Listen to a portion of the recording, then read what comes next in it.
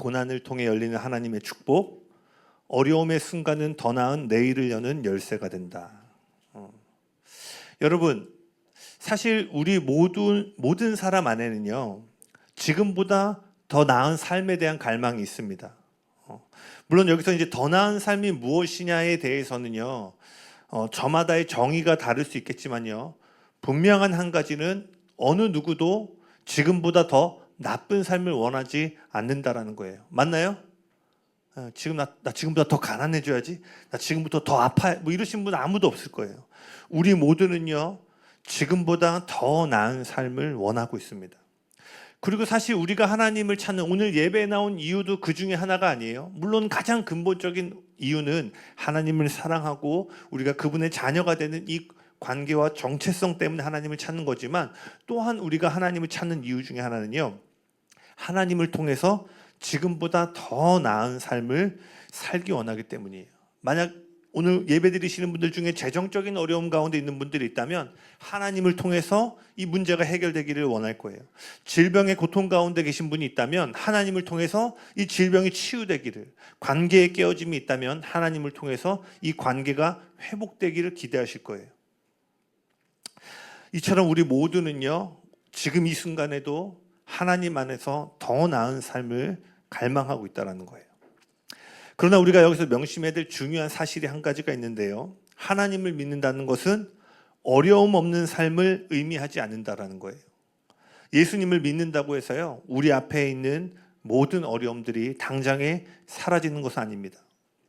물론 우리가 하나님 앞에 예배하고 기도할 때요, 근심의 산, 가난과 질병의 거인들이요, 그 기도와 예배 가운데 돌파되고 무너지는 경험을 할 때도 있지만요, 그럼에도 우리의 삶에는 여전히 크고 작은 어려움들이 존재하고 있어요. 맞나요? 사실 제가 지금 굳이 이렇게 설명하지 않아도요, 우리는 우리의 믿음의 여정을 통해서 이 사실을 다 알고 있어요. 아마 여기 계신 분들 중에도요, 나 하나님 믿고 나서 그 뒤로 내 인생에 아무런 문제도 없었어 라고 하시는 분들은 없을 거예요. 큰 돌파와 기쁨이 있는가 하면 그 돌파의 이면 가운데는 여전히 해결되지 않은 어려움들과 문제들을 마주할 때도 있다는 거예요. 예수님을 보세요. 하나님은 십자가를 지는 고통과 상관없이가 아니라 십자가의 고통을 통해서 세상을 구원하셨습니다. 하나님을 믿으면 문제가 해결되고 어려움이 사라진다면요, 예수님이 십자가의 고통을 감당하실 이유가 없었을 거예요. 왜? 누구보다 완벽하게 하나님의 사랑을 누리고 계셨잖아요. 그럼 이분이야말로 가장 완벽한 보호와 어떠한 하나님의 인도하심을 받았어야 됐는데, 그 하나님은 진정한 구원이 고난 없는 삶을 통해서 나오는 것이 아니라 고난과 고통을 통해 이루어지고 있음을 십자가를 통해서 분명하게 나타내셨다는 거예요. 우리는 고난과 고통의 문제가 사라진 삶을 원하지만요, 하나님은 무엇을 원하는 줄 아세요? 우리가 어떠한 고난과 고통 속에 들어간다 할지라도, 어떠한 풀무불에 들어간다 할지라도요, 하나님 한 분만으로 만족하고 기뻐하는 삶을 살기 원하신다라는 거예요. 아멘. 그러니 지금보다 더 나은 삶이라는 것은요, 문제가 없는 삶을 말하는 것이 아니라 어떠한 어려움이 있다 할지라도 하나님만으로 만족하는 삶이 우리가 궁극적으로 추구하고 나아가야 될 더 나은 삶의 모습이라는 거예요. 믿으십니까? 아멘. 그렇다면요, 한 가지 사실이 명확해져요. 믿음의 여정에는요, 언제나 고난과 고통의 순간들이 있다라는 거예요. 그러므로 참된 신앙이란 무엇입니까?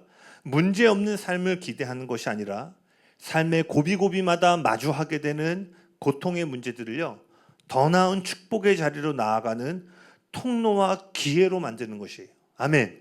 참된 신앙이란 우리 삶에 마주하게 되는 걸림돌들을 축복의 디딤돌로 바꾸는 것이 참된 신앙이라는 거예요. 아멘. 그런데요, 이 놀라운 이 역전의 기회는요, 저절로 이루어지지 않아요.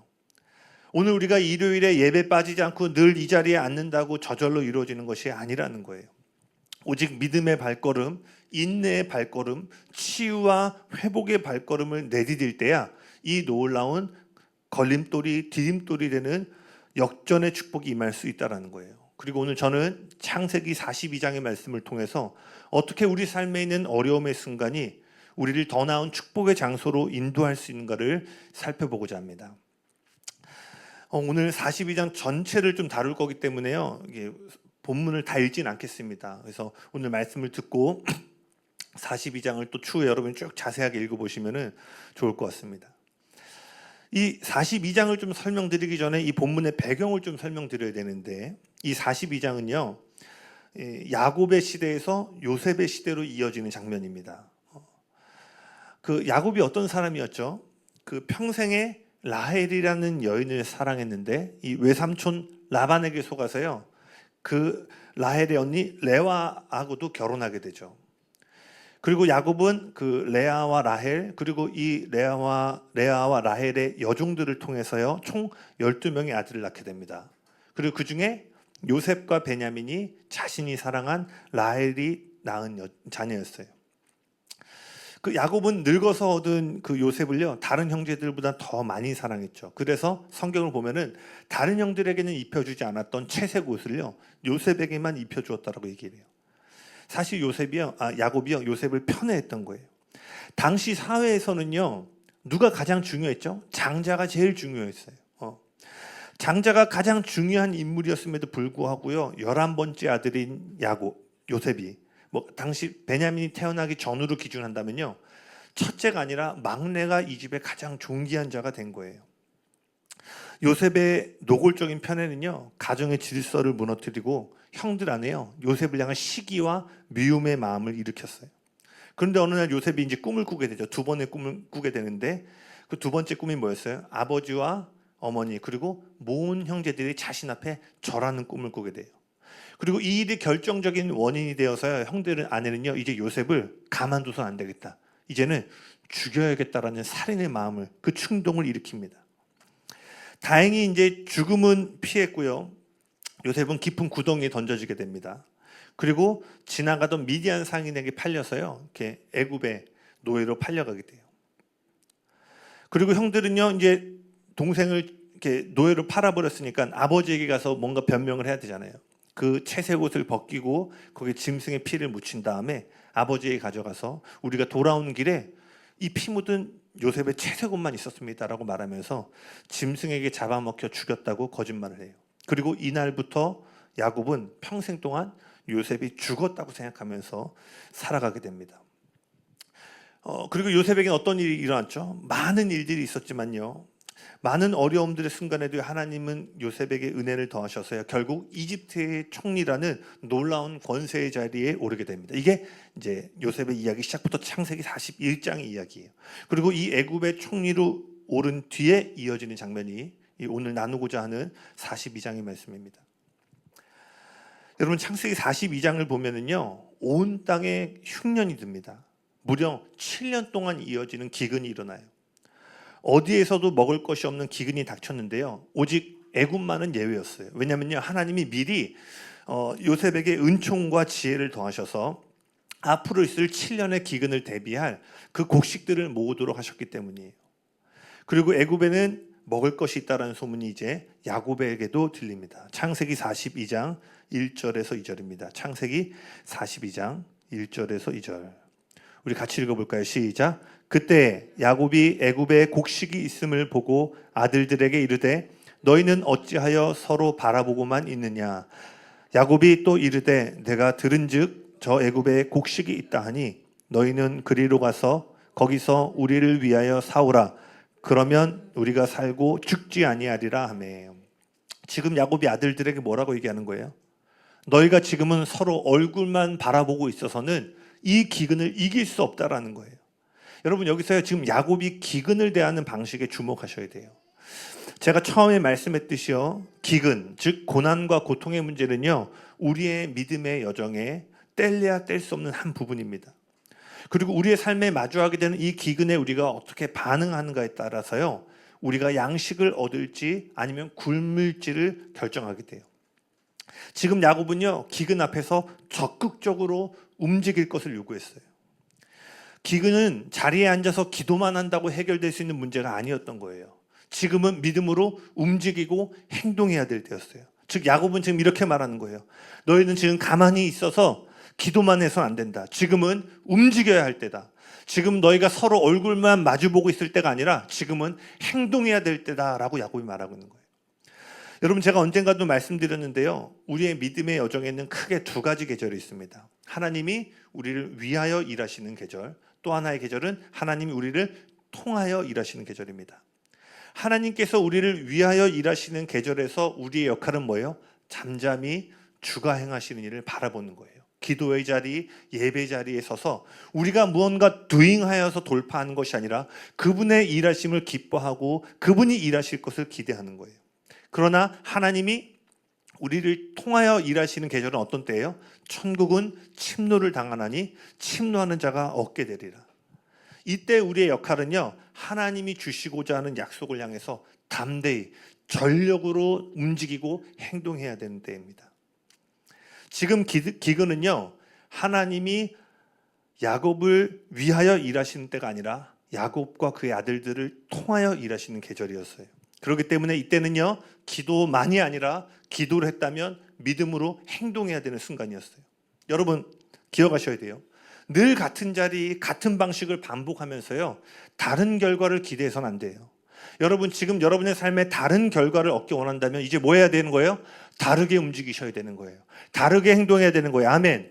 야식을 밤마다 먹으면서 살이 빠지기를 기대하는 것은요, 어리석은 모습이에요. 살이 빠지기를 원하면 어떻게 하셔야 돼요? 다르게 행동하셔야 돼요. 야식 끊어질지어다. 네, 아멘. 네. 아멘 사람 살 빠질지어다. 네. 평소 먹던 습관을 바꾸셔야 돼요. 안 하던 운동을 해야 돼요. 운동하기 싫은데 헬스장에 내 몸을 갖다 놔야 되는 거예요. 왜? 다른 결과를 원하기 때문에. 다른 결과를 원하기 때문에 내가 하던 원래의 습관과 패턴이 아니라 다른 패턴 안으로 나를 넣어야 되는 거예요. 사역을 하다 보면은요, 어떤 사람들은 변화를 원한다고 말하지만요, 여전히 같은 자리에서 같은 방식을 고집해요.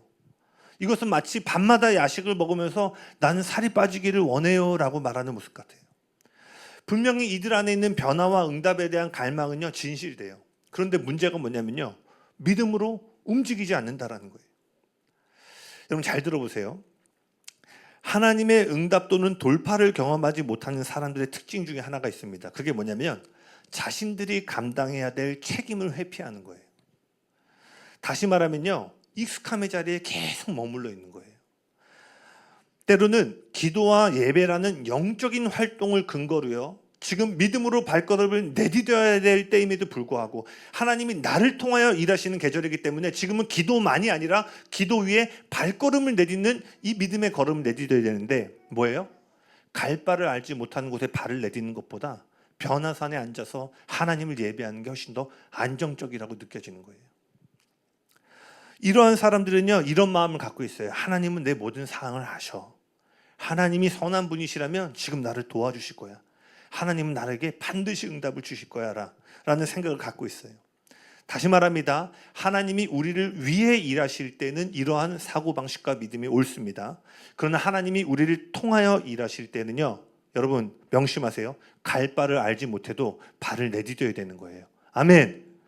하나님이 우리를 통하여 일하기 원하시는데 계속 같은 자리에 같은 방식을 고집하면서 아무리 기도한다 할지라도요, 그때는 돌파가 일어나지 않는다라는 거예요. 광야에서는 저절로 음식이 공급되었지만 때마다 불평하고 하나님께 원망했음에도 불구하고 광야에서는 날마다 음식이 공급되어졌죠. 왜? 광야에서의 기적의 원인은 하나님을 향한 이스라엘 백성의 믿음이 아니라 이스라엘 백성을 향한 하나님의 사랑에 기초하고 있었기 때문이에요. 그래서 그들이 아무리 부족하고 원망한다 할지라도요, 기적이 마르질 않아요. 왜? 지금 너희를 향한 기적은 네 믿음 때문에 주는 게 아니야. 내가 너를 얼마나 사랑한가를 보여주기 위함이야. 그런데 약속의 땅에 도착해서 어떻게 됐어요? 치열한 전쟁을 치러서 약속을 실제가 될 때까지 그들이 피 흘리기까지 싸워야 됐어요. 하나님은 이스라엘 통해서 더 구체적으로 뭐예요? 이스라엘과 함께 약속을 성취하기 원하셨던 거예요. 아멘.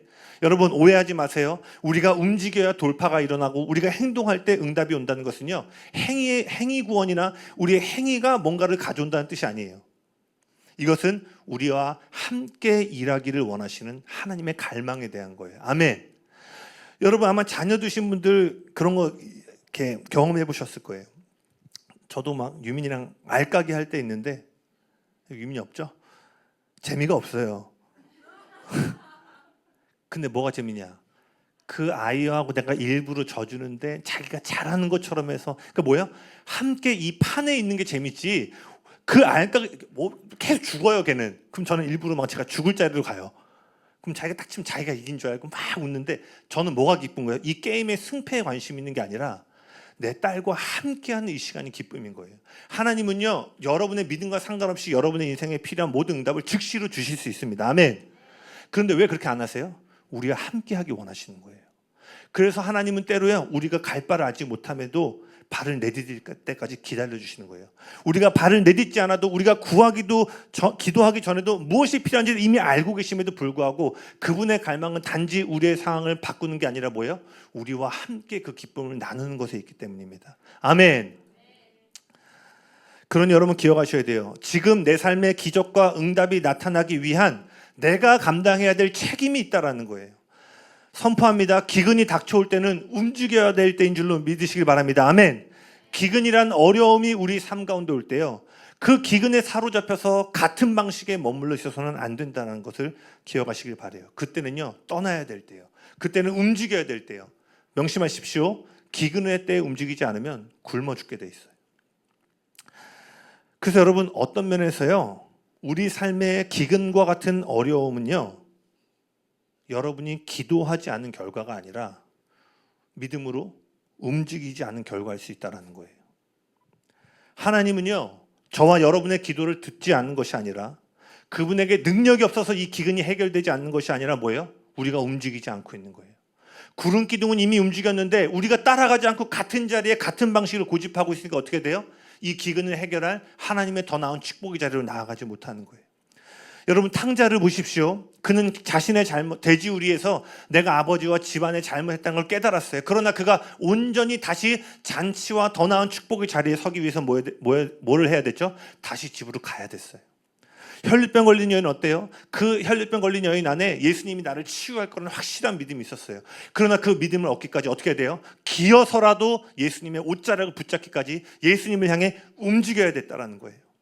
여러분, 복음서에 나오는 소경 바디메오를 아십니까? 그 바디메오도요, 예수님이 자신의 삶에 있는 이 기근, 즉 맹인의 이 보이지 않는 이 문제를, 고통의 문제를 해결해 줄 걸 믿었어요. 그런데 그가 그 치유를 얻기까지 어떻게 됐냐면 더욱 크게 소리질러 다윗의 자손이여 나를 구하여 나를 치유하여 주시옵소서라고 부르짖으며 예수님 향해 달려가야 됐다라는 거예요.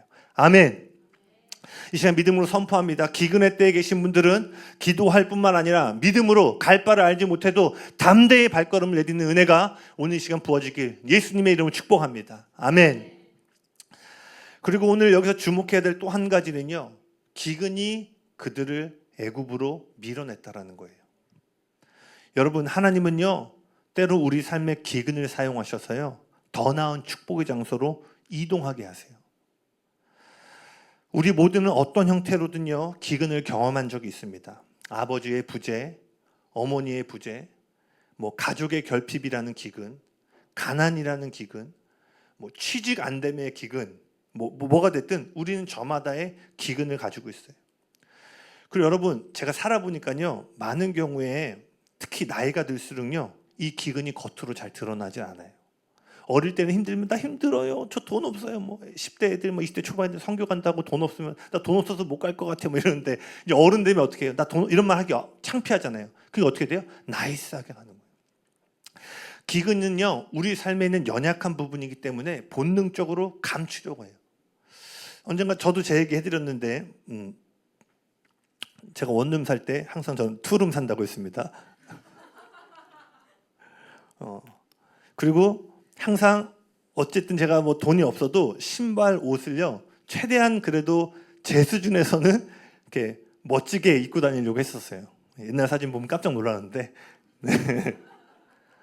그러니까 뭐야? 굳이 내가 찢어진 신발 계속 신고 다녀서 나 없어, 제발 도와줘, 이게 아니라 설령 내 삶에 이런 어려움이 있다 할지라도 어렵지 않은 것처럼 보이고 싶은 거예요.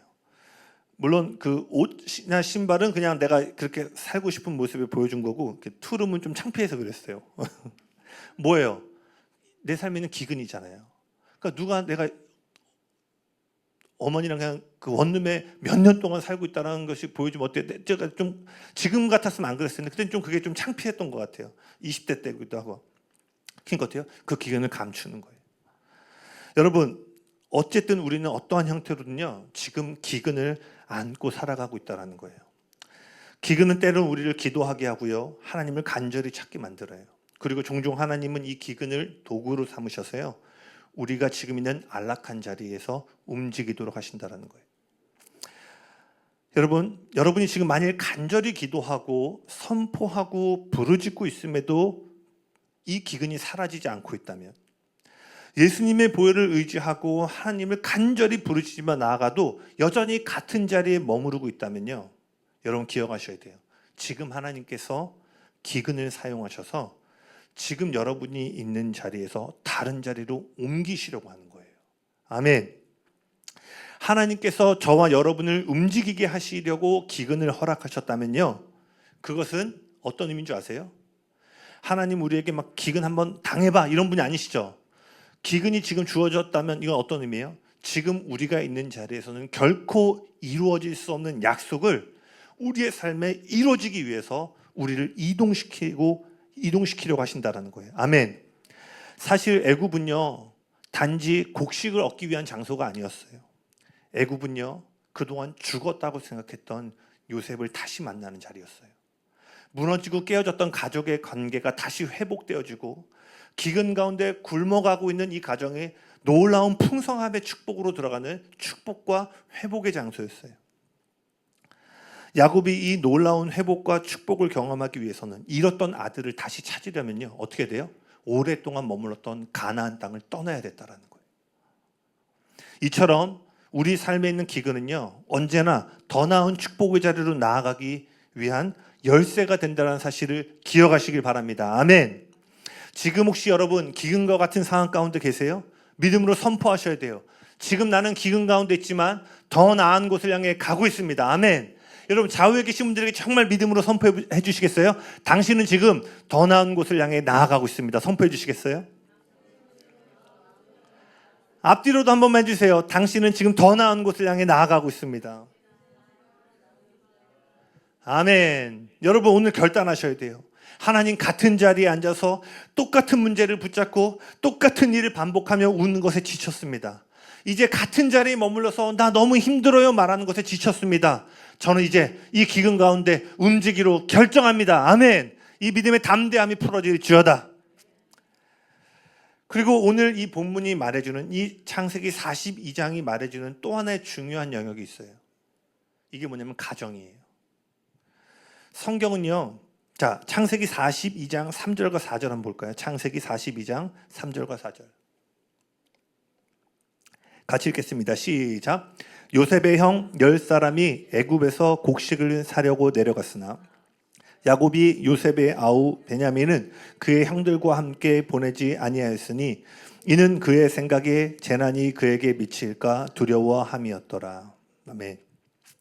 성경은 지금 뭐라고 얘기하고 있어요? 야곱은 곡식을 얻기 위해서 아들들을 보냈는데 누구를 안 보내요? 막내 베냐민을 보내잖아요. 왜? 베냐민에게 무슨 일이 생길까라는 두려움이 있었던 거예요. 이 구절은요, 야곱이 자신의 아들들을 여전히 완전히 신뢰하지 못하고 있음을 보여주는 장면이에요. 왜 그렇죠? 왜 신뢰하지 못하죠? 아주 오래전 요셉을 다른 형제들하고 보냈는데 요셉이 떠나게 된 거예요. 야곱 안에는 여전히요, 그 요셉을 지키지 못한 형들에 대한 불신의 흔적이 남아있는 거예요. 이처럼 기근은요, 당시 그들이 살고 있던 가나안 땅에만 임했던 게 아니라 야곱의 가정 안에도 기근이 깃들여 있던 거예요. 가나안 땅이 열매를 맺지 못하는 것처럼요, 그들의 가정 역시 신뢰와 사랑의 분위기를 잃어버리고 열매를 맺지 못하고 있었던 거예요. 여러분 사실 이 내용은 지금 야곱의 가정만의 이야기는 아닌 것 같아요. 우리 역시 야곱 마음속에 있었던 그 작은 것들이 우리 안에도 있는 것 같아요. 우리가 과거에 경험했던 일들을 통해 배운 것, 그 일들을 통해 우리 가정 가운데 만들어진 분위기와 문화가 우리의 삶 가운데 세워놓은 것들 말이에요. 예를 들어 누군가 집안에 들어올 때 순간 눈치를 보게 되는 것, 가족 중 누군가를 만나면 순간 긴장되는 분위기, 또는 그냥 걸려온 전화인데 발신자 이름만 보고도 순간 마음이 덜컥한 어떤 이러한 일들 말이에요. 그리고 여러분, 제가 사역해 보니까요, 가정의 문제가 왜 어려운 줄 아세요? 가정의 문제는요, 어떤 일이 한 번 일어나면 한 번에서 그치는 것이 아니라 계속해서 반복되어져 일어나서 어려워요. 용서했다고 말합니다. 부모님을 용서했고 가족을 용서했고, 근데요, 다시 그 일이 반복돼요. 그 문제가 끝났다고 말했는데요, 순간적으로 오는 눈빛 속에서 식사 자리에서 어김없이 그 문제가 반복해서 일어나요. 과거에 겪은 이러한 고통과 어려움이요, 가족 문화 전체에 스며들었기 때문이에요. 그래서 여러분, 혹시 함께 있지만 실제로는 같이 있지 않은 경험을 해보신 적 있으세요? 마치 이런 거예요. 물리적으로 가족이 다 같은 자리에 앉아 밥을 먹는데 그 내면은 다 단절이 돼 있어서 마음으로 함께하지 않는 그런 상태. 이것이 지금 야곱에게 일어난 거예요. 날마다 화기애애한 식탁 자리에서 밥을 먹는 것 같지만 그 아버지 안에는 과거에 아들을 잃은 형제들 사이에 있었던 깨어짐을 통해서 그 깊은 곳에는요, 여전히 형들을 약간 믿지 못하는 그 작은 마음들이 있었던 거예요. 오래전 요셉에게 일어났던 일의 흔적이 야곱과 그의 가정이 여전히 남아있는 것을 볼 수 있습니다. 그리고 아까 읽었던 말씀을 보면은요, 야곱은요, 두려움으로 베냐민을 붙잡았다고 말해요. 잘 들으셔야 돼요. 야곱은 지금 베냐민을요, 사랑함으로 붙잡고 있는 게 아니라 두려움 때문에 붙잡고 있는 거예요. 왜냐면요, 베냐민은 단순한 아들이 아니었어요. 아까 제가 야곱이 누구를 가장 사랑했다고 그랬죠? 라헬을 사랑했다고 했어요. 즉 베냐민은요, 자신이 가장 사랑했던 여인의 마지막 흔적이었어요. 마지막 향기였던 거예요. 그래서 그 야곱이 베냐민을 붙잡는 것은요, 자신이 가장 사랑했던 그 라헬의 마지막 흔적과 향기를 붙잡는 거였어요. 근데 이제 뭐예요? 야곱은 그 마지막 향기마저도 잃을까 봐 두려운 거예요. 왜? 야곱은 오래전에 죽었고 라헬이 낳은 자녀는 이제 베냐민뿐이라고 생각했기 때문에. 여러분, 때로는 우리 삶에 겪은 고통 때문에요, 우리는 무언가에 과도하게 집착하는 모습을 갖게 됩니다. 예를 들어 어린 시절에 부모와 같은 중요한 인물로부터요, 충분히 인정이나 칭찬을 받지 못한 사람은요, 성인이 되면 성취나 사회적 성공에 집착하게 되고요, 완벽해야 된다는 강박을 받게 돼요. 왜? 어린 시절로 받아야 될 인정함이 있었는데 그걸 받지 못하니까 어떻게 해요? 그 여백을요, 성공과 성취, 완벽함으로 그것을 채워내려고 하는 거예요. 가정이 깨어지거나 부모로부터 정서적인 버림을 받은 경우에는요, 성인이 되면 과도하게 타인과의 관계에 매달리거나 집착하는, 사랑을 끊임없이 확인하려고 하는 이러한 집착을 갖게 돼요. 또 어린 시절에 가난의 상처를 받은 사람은요, 성인이 된 후에 소비나 소유를 통해 안정감을 느끼려고 하는 경우가 많습니다. 여기 계신 분들은 아닐 수 있고, 또는 지난날에 이런 모습을 띄었지만 십자가를 통해서 회복되신 분들도 있을 거예요. 제가 말하고 싶은 요점은 뭐예요? 어린 시절에 채워지지 못한 필요가요, 성인이 됐을 때 무언가에 과도한 집착으로 나타나게 된다는 거예요. 야곱의 인생에 요셉을 잃은 상실감이 베냐민을 두려움 가운데 강하게 움켜쥐게 만드는 것처럼요, 우리 삶에 채워지지 않았던 결핍이 오늘 우리의 삶의 뭔가를 두려움 가운데 강하게 붙잡게 만든다는 거예요. 이처럼 우리가 지금 붙잡고 있는 것, 그것이 돈이든 사람이든 그것이 물건이든 강하게 붙잡는 데에는 이유가 있다는 거예요. 그것을 놓지 못하는 데는 이유가 있다는 거예요. 여러분, 우리가 사랑 때문에 붙잡는 것이 아니라 두려움과 결핍 때문에 무언가를 붙잡을 때요, 이것은 다른 사람들이 이해하지 못하는 방식으로 반응하게 됩니다. 예를 들어요, 특정한 상황이나 일이 벌어지면 유난히 화를 낸다던가, 유난히 어떠한 상황 가운데 예민하게 반응한다던가, 어떠한 자극점이 눌리면 평소와 다르게 반응하게 되는 이유가 뭐예요? 이것 때문이에요. 과거에 우리가 겪은 상처와 아픔으로 인해서 두려움 때문에 뭐를 강하게 붙잡고 있는데, 특정한 상황과 조건이 오면요, 이 강하게 붙잡고 있는 거 흔들려고 하니까 어떻게 돼요? 자기 방어적인 모습이 나오는 거예요. 그러니까 평소에는 인자했던 사람이 특정한 상황, 특정한 관계 안에 들어가면 상당히 예민하게 나올 수 있죠. 왜?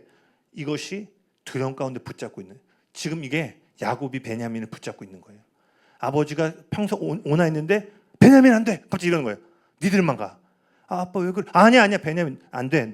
니들만 가. 형들 입장에서 어떻게 했어요? 베냐민만 아들이야? 아마 베냐민만 두고 가라고 했을 때도 섭섭했을 것 같아요. 그렇지 않아요? 유아하고 유민인데, 야 너 저기 마트 가가지고 일 좀 하고 와라. 유아 너만 갔다 와라. 유아가 얼마나 상실감 있겠어요. 왜 이렇게 한 거예요? 골고루 사랑해야 되는데 그 안에 두려움 때문에 붙잡고 있는 것 때문에요. 평상시와 다른 반응이 나오는 거예요.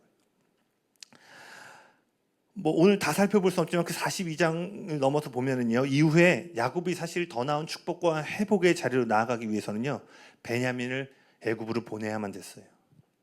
사랑이 아니라 두려움으로 붙잡고 있던 것에서 손을 떼야지만 더 나은 축복의 자리로 나아갈 수 있었다라는 거예요. 여러분 기억하세요. 두려움은요, 거꾸로 된 믿음이에요.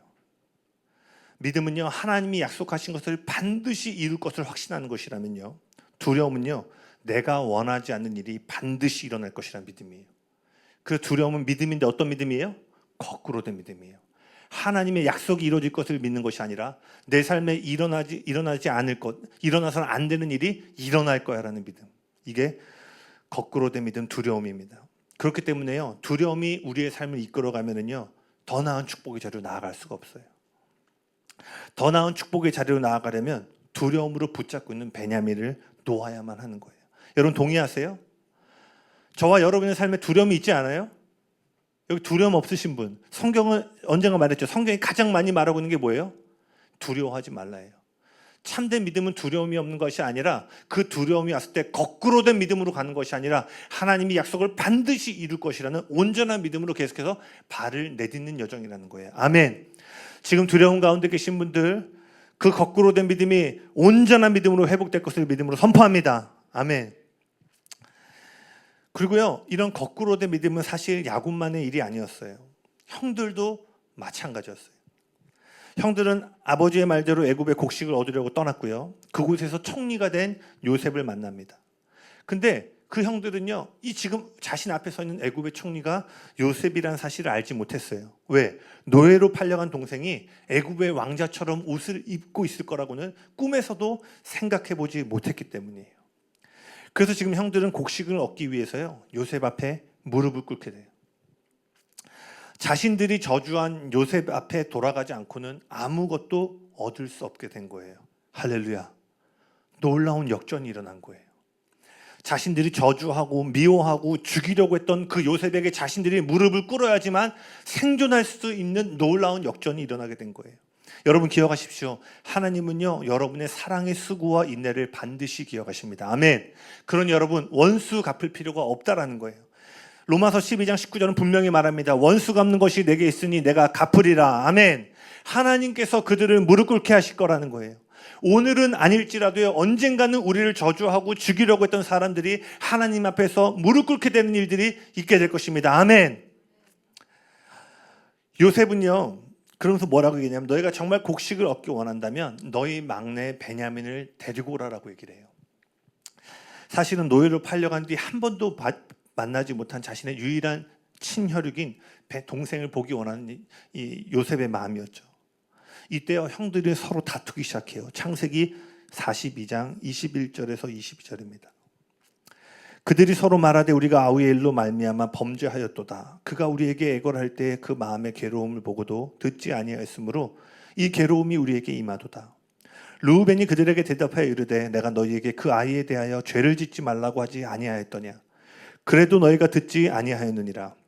그러므로 그의 핏값을 치르게 되었도다 하니. 형들도요, 수십 년 전에 일어난 그 죄책감의 그늘을 여전히 안고 살고 있는 거예요. 아버지도 그 안에 두려움으로 붙잡는 게 있었는가 하면요, 자녀들 역시 자신들의 행한 일에 대한 죄책감과 어려움의 마음들을 여전히 품고 살아가고 있었던 거예요. 그 아픔과 상처를 벗어나지 못하고 살아왔던 모습이 이 장면에서 드러납니다. 여러분, 창세기 48장에 가면요, 우리가 잘 아는 야곱의 축복이 선포됩니다. 모든 것이 회복되어지고 야곱이 죽기 직전에 12아들들에게 손을 얹고 기도하는, 그리고 이 야곱의 축복 기도는 여러분 잘 아시겠지만 단지 육체적인 12아들을 향한 축복의 기도가 아니라 앞으로 이어질 이스라엘의 역사를 이끌어갈 12지파를 향한 하나님의 놀라운 예언적인 기도였어요. 자, 48장에 이르면은 이 온 이스라엘과 열방을 향한 축복의 선언이 이루어지는데요, 지금 42장에 그들은 어디에 있어요? 기근의 자리에 있어요. 지난날 과거에 겪었던 상처와 아픔 속에 살아가고 있어요. 자, 보세요. 지난날 상처와 아픔이라는 내적인 기근, 그 땅에 든 외적인 기근 가운데 있습니다. 그리고 그들은 앞으로 더 나은 축복의 자리로 나아갈 거예요. 근데 이 기근에서 축복의 자리로 나아가려면요, 다시 말하지만 외적인 기근, 곡식만 채워진다고 해결되는 게 아니라 그들의 가정 안에 있는 내적인 기근이 해결되고 회복돼야 됐다는 거예요. 그리고 이 모든 회복이 누구를 통해 일어나죠? 요셉이라는 한 사람을 통해 회복이 이루어져요. 형들은요, 곡식을 얻기 위해 거래하기 위해서 애굽을 갔어요. 그러나 그곳에서 만난 요셉은요, 거래가 아니라 관계를 갈망합니다. 지난날 깨어지고 무너진 가정과 관계를 다시 회복하기를 원해요. 여러분 명심하십시오. 하나님은요, 거래적 사랑이 아니라 관계적 사랑을 추구하는 사람들에게 당신의 축복을 허락하십니다. 아멘. 그분의 축복은요, 언제나 하나님과 다른 이들을 향한 사랑으로 흘러가기 때문이에요. 그래서 하나님은 단순히 주고받는 관계에 머무는 사람에게는요, 권위와 능력을 주지 않으세요. 그런데 안타까운 사실이 뭐냐면요, 저를 포함한 오늘날 많은 사람들은요, 주고받는 것에 너무나 익숙한 문화 가운데 살아간 나머지 기브 앤 테이크 식으로 관계하는데 많이 익숙해져 있다는 거예요. 그래서 우리는 값없이 뭔가를 먼저 베풀기보다는요, 내가 준 만큼, 내가 받은 만큼 돌려준다는 관계에 익숙해져 있어요. 저도 예전에 이제 청년들 사역해 보면요, 네가 밥을 샀으면 내가 커피를 사고, 지난번에 네가 2번 샀으면 내가 또 내가 항상 그랬어요. 기브 앤 테이크 하지 말고 좀 기버가 되라고. 여러분 어떠세요? 밥 사고 커피도 살 수 있는 거 아니에요? 할렐루야. 밥 사고 커피 사고 다음 주에도 밥 사고 커피 사고 할 수 있는 거 아니에요? 아멘. 여유 되면 할 수 있는 거 아니에요? 근데 여유가 되는 사람들도요, 기브 앤 테이크를 하더라고요. 기브 앤 테이크가 나쁘다는 말은 아니에요. 그러나 제가 말하고 있는 요점은요, 우리가 준 만큼 돌려받기를 원하는 관계에 머물러 있어서는 하나님의 축복을 풀어낼 수가 없다라는 거예요. 그래서 많은 사람들이 오늘날 누구를 만나면요, 내면에 보이지 않는 저를 딱 꺼내요. 이 사람은 나한테 뭘 줄 수 있을까? 저 사람은 나한테 뭘 줄 수 있을까를 계산해요. 근데 이런 사람들은요, 늘 공허하고 불행해요. 왜? 그들은 관계가 아니라 거래를 하고 있기 때문이에요. 거래는요, 거래가 성사되면 끝인 거예요. 근데 관계는 어때요? 여러분, 아버지가 있으면 형제들이 결혼을 해도 한 자리에 모이죠. 뭐 1년 동안 연락을 거의 안 했다 할지라도요, 관계는 뭐예요? 특정한 날에 우리를 모이게 하는 끈끈한 접착제와 같은 거예요. 그러니까 형제, 친척들은 뭐예요? 오랫동안 연락하지 않아도 떠올리고 만나면 따뜻하고 행복이 있죠. 왜? 거래적 관계가 아니니까. 일시적인 어떤 주고받음이 끝나면 우리 부모님이 대학교 등록금까지 뭐 결혼 뭐 준비금까지 다 해주면 오케이 끝, 이게 아니라 뭐예요? 평생을 함께한 관계를 우리는 누리고 있기 때문에 거기는 공허함이 깃들지 않아요. 그러나 거래하는 방식으로 사랑하면요, 언제나 우리 안에 공허함과 불행이 온다는 거예요. 여러분 오늘 본문을 보세요. 요셉은 복수할 수 있었어요. 자신을 죽이려고 했고요, 살인이 미수에 그치자 인신매매를 했던 형들에게요, 통쾌하게 복수할 수 있는 상황이에요. 아마 오늘날 넷플릭스나 디즈니 플러스에서 이 장면을 영화로 만들었다면 가장 완벽한 복수의 장면을 이끌어서 최고 시청률이 여기 나왔을 거예요. 속 시원한 복수의 장면을 여기 넣었을 거예요. 그런데 요셉은 어떻게 해요? 복수하지 않았죠. 단지 그렇게 하지 않을 거야가 아니라 놀라운 게 뭔지 아세요? 복수의 마음 자체가 없는 거예요. 요셉은요, 여러분 왜 요셉의 인생에 놀라운 은총이 부어준 줄 아세요? 하나님이 요셉을 신뢰했기 때문이에요. 하나님은요, 요셉이 거래가 아니라 관계로 움직일 것을 아셨어요. 하나님은 요셉에게 축복과 은혜를 주실 때 그 축복과 은혜를 복수와 자신의 정체성을 증명하는 데 쓰지 않고 다른 이들을 더 나은 축복의 자리로 이끄는 데 사용할 것을 아셨던 거예요. 여러분 잘 들으십시오. 때론 하나님께서 어떤 사람들에게 축복을 주시지 않는 이유가 있는데요, 그게 뭐냐면 그들의 마음이 굳어져 있기 때문이에요. 관계가 아닌 거래적 사랑으로 자신만을 생각하는 이기적인 마음이 있기 때문이에요. 그리고 이런 이기적인 마음은 어디서 온 거예요? 많은 시간 과거의 상처와 아픔으로 인해 쓴뿌리로부터 있었던 그 너무 오랜 시간 쓴뿌리에 머물러서 생겨난 것들이에요. 그래서 이러한 사람들에게는 하나님이 더 큰 권세와 축복을 주고 싶으셔도 맡길 수가 없는 거예요.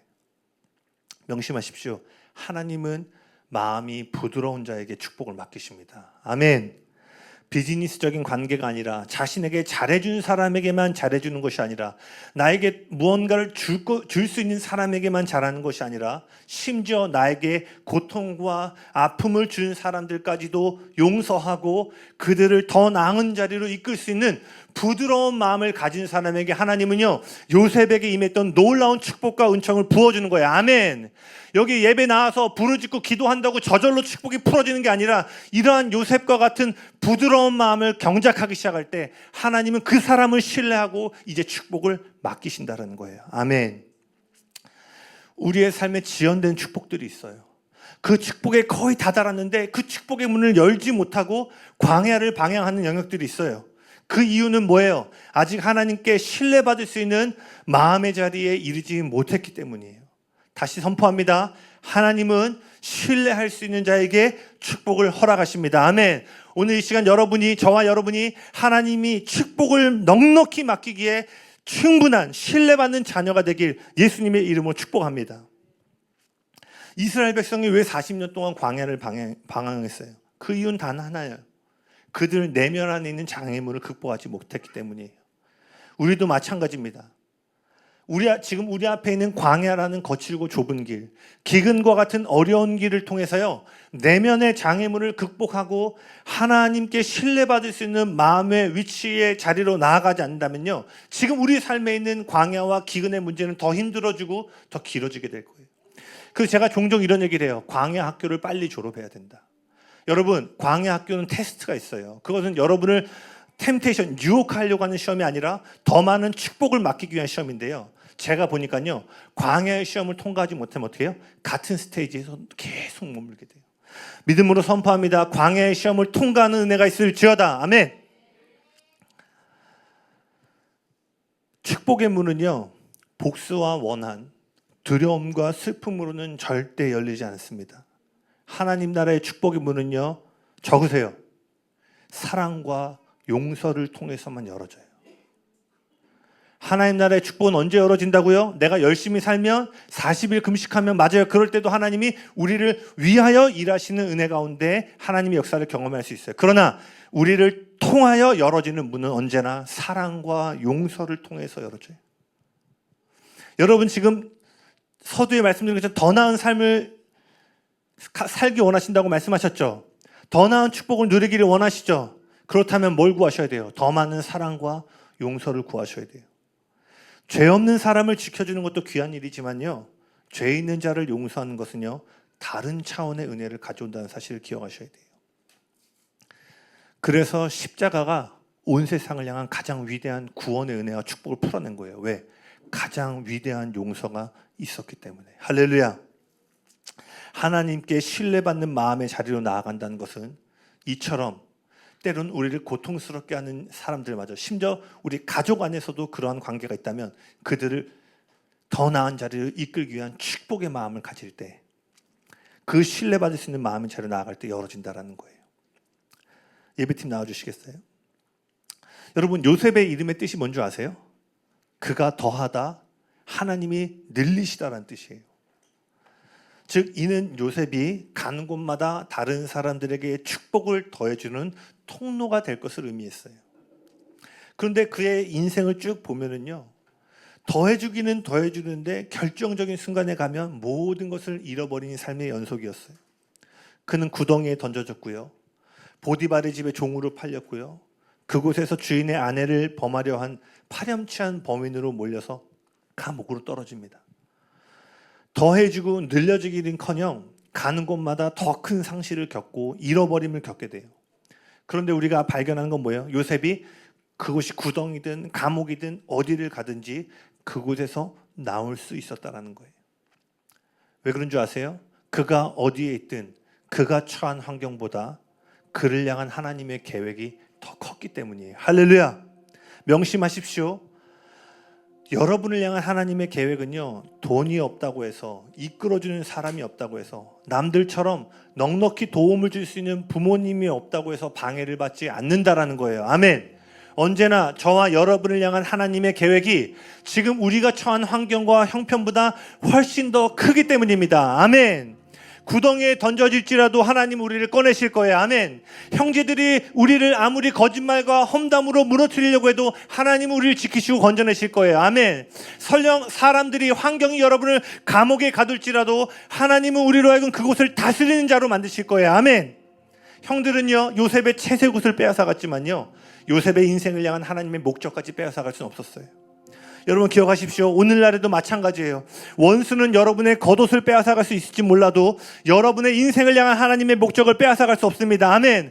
상황과 환경은 여러분의 겉옷을 가져갈 수 있을지 모르지만 여러분을 향한 하나님의 목적과 계획은 빼앗을 수 없다라는 거예요. 상황과 환경은 꿈을 이루기엔 턱없이 부족해 보이는 경제적인 어려움과 한계 가운데 우리를 내몰 수 있을지 몰라도요 여러분을 향한 하나님의 계획은 절대로 빼앗아갈 수 없다라는 거예요.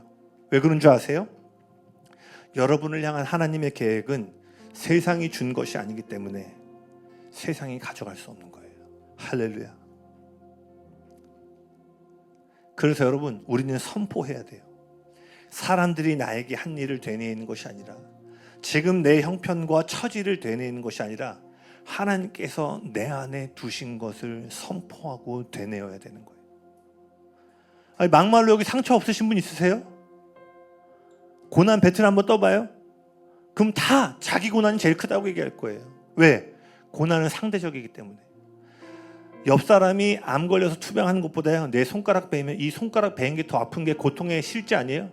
고통은 실존에 대한 거잖아요. 상대적인 측정이 아니라 내가 그 고통에 들어가면 오늘 저 사람은 뭐 몇 억의 빚이 있어서 힘들어도요 내가 오늘 100만 원이 없어서 힘들면 그게 내 실제적인 더 큰 고통이 되는 거예요. 그러니 여기서 고난과 고통 없는 사람 있으라고 하면 아무도 없어요. 아마 여기 뭐 특별히 저희보다 많은 삶을 사실 저희 부모 세대는요 뭐 저희가 꺼낼 수도 없는 명함을 꺼낼 수도 없는 아마 고난과 어려움들 돌파하셨을 거예요. 그래서 저희 세대는 저희 윗세대들이 이렇게 얘기하죠. 강한 자만이 살아남던 시대. 허리까지 물이 차도 출근하던 세대. 그러니 여러분 지난날에 겪었던 우리의 고난과 상처와 아픔을 되뇌는 것이 아니라 하나님이 내 삶 안에 넣어두신 그 데스티니와 목적들을 선포해야 되는 거예요. 아멘. 선포합니다. 여러분 지난날의 모든 상처와 아픔, 고난과 고통이라는 좁은 길과 기근은요 반드시 여러분을 더 나은 축복의 자리로 나아가게 할 거예요. 하나님은 기근을 사용하셔서라도 반드시 그 일을 이루시는 분이십니다. 아멘. 그러니 지금 당장 내 삶에 기근이 왔다고 걱정할 필요가 없다라는 거예요. 왜? 하나님은 기근을 통해서 축복의 문을 여시기 때문입니다. 아멘. 십자가의 죽음과 고통이 온 세상을 구원하는 은혜와 축복의 문을 열었던 것처럼 지금 내 삶에 있는 기근의 시간이요 축복의 문을 여는 열쇠가 된다는 사실을 기억하시길 바랍니다. 아멘. 구체적인 실천사항 5가지만 나누고 마치길 원합니다. 첫 번째, 지금 여러분 두려움으로 붙잡고 있는 베냐민을 놓아주세요. 과거의 상처와 두려움 때문에 내려놓지 못하는 영역이 있는지 생각해 보시고요 하나님께 맡겨드리세요. 특별히 내면의 두려움과 근원을 파악하고 구체적으로 적어보면 좋습니다. 특별히 결혼하신 분들은 배우자에게 물어보세요. 배우자는 알아요. 우리가 어떠한 상황 가운데 두려움과 예민함을 느끼는지 배우자들이 압니다. 그래서 혹시라도 이미 뭐 십자가를 통과해서 회복된 일을 다시 꺼낼 필요는 없습니다. 그러나 여전히 내 안에 두려움 가운데 놓지 못하고 있는 베냐민이 있진 않은가를 여러분 살펴보시고 하나님이 떠올려주실 때 그것을 이제 뭐예요? 놓으셔야 돼요. 두 번째, 축복을 가로막고 있는 쓴뿌리를 제거하셔야 돼요. 이것은 구체적으로 우리를 아프게 했던 사람들을 용서하는 것입니다. 여러분이 어떠한 관계 가운데 용서하지 못하는 사람이 있는가를 질문하셔야 돼요. 그리고 맞아요. 특정한 관계는 용서하는 것이 상당히 어려울 수 있습니다. 그럼에도요, 우리는 그 쓰라림과 아픔을 가지고 하나님 앞에 나아가셔야 돼요. 그리고 그들을 용서하는 자리로 반드시 나아가셔야 돼요. 왜? 하나님 나라의 축복의 문은 사랑과 용서를 통해 풀어지기 때문이에요. 우리 안에 있는 모든 쓴뿌리들이 오늘 이 시간 소멸되고 뿌리 뽑힐지어다. 아멘. 세 번째는 뭐냐면 여러분 가정의 회복을 위해 기도하셔야 돼요. 우리 가정의 사랑과 신뢰가 부족한 부분이 무엇인지 대화하면서 나눠보셔야 돼요. 형들처럼 여전히 과거의 아픔 가운데 그 죄책감과 수치심에 눌려있는 영역, 상처와 두려움이 있는지, 그리고 그런 부분들이 있다면요, 그러한 가족 구성원들이 있다면 어떻게 돼요? 축복하셔야 돼요. 과거의 상처를 말하기보다 용서와 격려의 말을 하기로 결정하셔야 돼요. 이 시간 우리 모든 이곳에 계신 비추는 교회 가정 안에는 용서와 회복의 말이 충만한 믿음과 용서와 사랑의 가정이 되길 예수님의 이름으로 축복합니다. 네 번째는 뭐예요? 거래적 사랑을 넘어 관계적 사랑의 자리로 나아가셔야 돼요. 이것은 조건 없는 사랑을 연습하는 거예요. 구체적으로 예시를 들어볼게요. 한 주 또는 한 달에요, 한 사람을 정해서요, 조건 없이 축복하고 기도해주고 작은 선물이나 함께하는 시간을 가져보세요. 너무나 주고받는 것이 익숙한 이 세대의 흐름을 본받지 말고요. 뭐 예를 들어볼게요. 이 비추는 교회에서도 한 달에 여러분이 한 명 정하시고 뭐 그를 위해 기도하든 또는 가끔은 커피를 한 잔 사가서 주든 받을 것이 없다 할지라도, 내가 받은 것이 없다 할지라도 어떻게 해요? 주는 연습을 해보는 거예요. 이 비추는 교회 가운데 주는 일들이 넉넉하길 예수님의 축복합니다. 아멘. 마지막 다섯 번째 뭐예요? 믿음으로 선포하셔야 돼요. 여러분, 이거 진짜 해보세요. 하루에 3번 나는 고난을 통해 더 나은 축복으로 나아가고 있다 선포하세요. 지금 내 삶에 있는 이 기근을 통해 나는 지금 더 나은 길을 향해 나아가고 있다 선포해보세요. 여러분, 이 선포는 돈이 들지 않아요. 여러분, 근데 놀라운 것은요, 이 작은 매일의 선포를 통해 하나님은 영적인 변화를 일으키신다라는 거예요. 아멘. 특히나 기근 가운데 계신 분들, 그 어려움과 압박 가운데 계신 분들, 이제 믿음으로 선포하세요. 나는 지금 더 나은 길을 향해 가고 있다라고 선포하시길 바랍니다. 그리고 이 선포는요, 여러분을 창세기 48장으로 이끄실 거예요. 여러분 가운데 있는 가정 가운데 저주가 있어요, 아픔이 있어요, 여러분 때에 끊어지고 회복될 거예요. 아멘. 여러분 때에 창세기 48장의 축복이 회복되어져서 여러분을 통해 믿음의 가문이 다시 일어나고 놀라운 믿음의 하나님의 축복들이 여러분의 후손 가운데 올라가는 축복의 문이 열어지게 될 것입니다. 아멘. 할렐루야. 우리 주님께 영광의 박수 올려드립시다. 아멘. 우리 믿음으로 큰 소리로 선포해 볼까요? 지금 나는 기근을 통해 더 나은 축복의 자리로 나아가고 있습니다. 아멘. 우린 지금 더 나은 길로 가고 있습니다. 아멘.